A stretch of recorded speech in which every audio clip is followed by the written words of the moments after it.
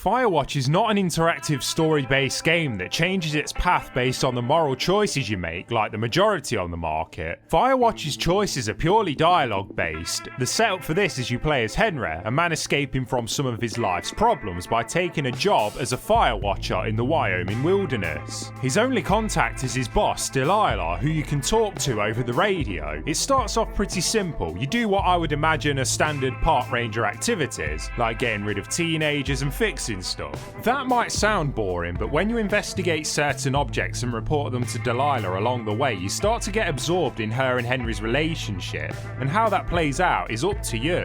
You can completely piss her off so she doesn't speak to you, and it can be a lonely experience when you have no one to talk to. But it seems no matter what dialogue you pick, it doesn't really have that much of an impact on the overall plot, since there are plot points where Delilah has to speak to you. It is a pure story-based experience. Gameplay is very basic. Walk from point A to point B while you investigate objects along the way, reporting them to Delilah. The basic walk from A to B isn't as dull as it sounds though, because as mentioned, you have the constant conversation with Delilah backed up by cracking voice acting, and a very beautiful woodland to explore along the way. But the beauty has come at a cost of a smooth frame rate. It is very bad on the PS4 with regular stutters, and the game hard crashed for me at one point. It's playable for sure, but if this is the kind of thing that winds you up, it's worth mentioning. I liked how the game made me use my orienteering skills with a map and compass, but I quickly found out that my location was always displayed on the map, which is a shame. I think it would have made the experience a bit more immersive without it.